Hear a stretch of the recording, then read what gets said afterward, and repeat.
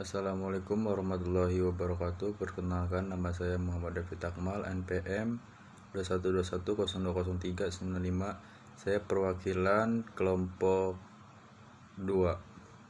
Di sini saya akan mempresentasikan makalah yang berjudul Peradaban pada Masa Pra-Islam. Assalamualaikum warahmatullahi wabarakatuh. Perkenalkan, nama saya Karisma Indi Manggeskar, NPM 2121020351, Program Studi Hukum Tata Negara, HTN kelas K. Assalamualaikum warahmatullahi wabarakatuh. Perkenalkan, nama saya Lili Andrianingsih, NPM 2121020352 dari kelompok 2. Geografis Jazirah Arab. Jazirah dalam bahasa Arab berarti pulau, jadi Jazirah Arab berarti Pulau Arab. Tuju oleh bangsa Arab tanah air, mereka disebut jazirah. Kendati pun hanya dari 3 jurusan saja dibatasi oleh laut. Yang demikian itu adalah secara majas, tidak sebenarnya. Sebagian ahli sejarah menamai tanah Arab itu Sibul Jazirah, yang dalam bahasa Indonesia berarti semenanjung. Kalau diperhatikan, kelihatan bahwa sisi Arab itu berbentuk 4 persegi panjang, yang sisi-sisinya tiada sejajar. Di sebelah barat berbatasan dengan Laut Merah, di sebelah selatan dengan Lautan Hindia, di sebelah timur dengan Teluk Arab, dahulu namanya Teluk Persia, dan di sebelah utara dan Gurun Irak dan Gurun Syam. Gurun Syria panjangnya 1000 km lebih dan lebarnya kira-kira 1000 km. Negara Arab Saudi meliputi hampir seluruh Jazirah Arab. Kebanyakan penduduk jazirah ini tinggal di Arab Saudi, Syria, Irak, dan Yaman. Jazirah ini mengandung sejumlah besar minyak bumi dan merupakan tempat kota suci Islam, yaitu Makkah dan Madinah. Keduanya berada di Arab Saudi. Uni Emirat Arab dan Qatar merupakan tempat stasiun televisi berbahasa Arab utama seperti jazirah. Secara geografis, jazirah ini terdiri dari satu plato tengah dengan padang rumput untuk ternak dan lembah subur. 2. Cincin gurun. Neftut di utara berbatu Arab besar, gurun Sahara di selatan berpasir, dikatakan sedalam 600 kaki, dan Dahna antara. 3. Terbentang dari tanah pesisir. Umumnya daerah yang memiliki tanah subur terdapat di barat dan selatan jazirah. Asal-usul bangsa Arab.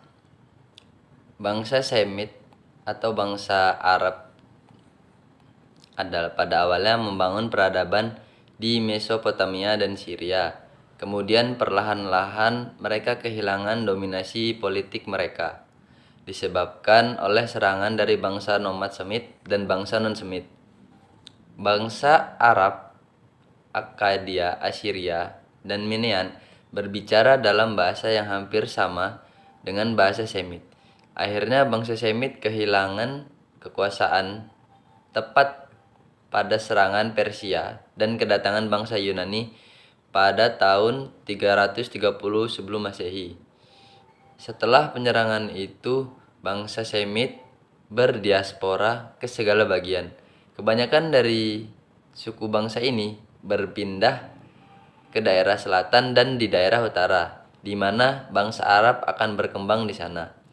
Bangsa Arab di utara membangun sebuah peradaban yang dinamakan peradaban Arab Nabaita. Kemudian, Arab bagian selatan membentuk kafilah-kafilah yang tersebar.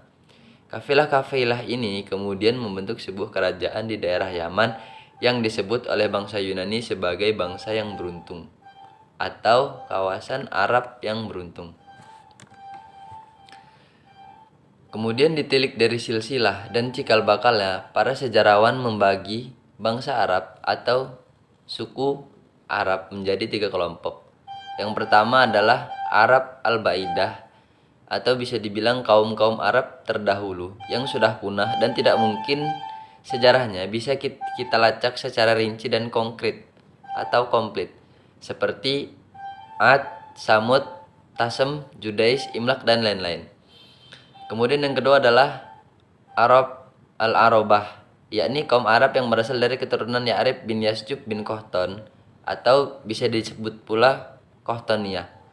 Kemudian yang ketiga adalah Arab al-Musta'ribah, yaitu kaum-kaum Arab yang berasal dari keturunan Ismail yang disebut juga Adaniyah. Kehidupan ekonomi di Jazirah Arab. Aktivitas perdagangan ini juga dilakukan oleh kalangan bangsawan seperti Hashim, Abu Thalib, Abu Lahab, Abbas, Abu Sofyan bin Harb, Abu Bakar, Zubair bin Awam, bahkan Rasulullah SAW.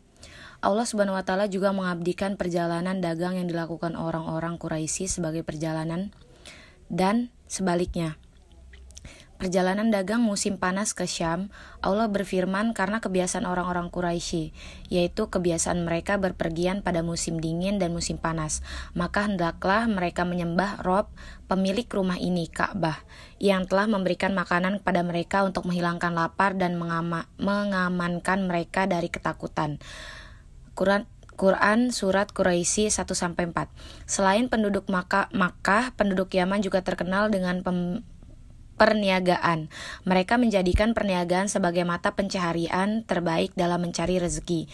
Kegiatan bisnis mereka tidak sebatas di darat tetapi juga merambat melintas laut. Warga Yaman terbiasa berangkat ke daerah pesisir Afrika seperti Habasyah, Sudan, Somalia, bahkan ke Hindia dan Pulau Jawa, Sumatera, serta negeri Asia lainnya untuk berdagang. Pendidikan pada zaman pra-Islam. Jenis-jenis pembelajaran Arab pada zaman pra-Islam dilaksanakan melalui peniruan dan cerita. Anak-anak tumbuh dan berkembang, meniru dan mendengar hikayat orang dewasa. Kaum Arab mengekspresikan dan mengembangkan nilai-nilai kemasyarakatan dalam kabilahnya melalui syair-syair.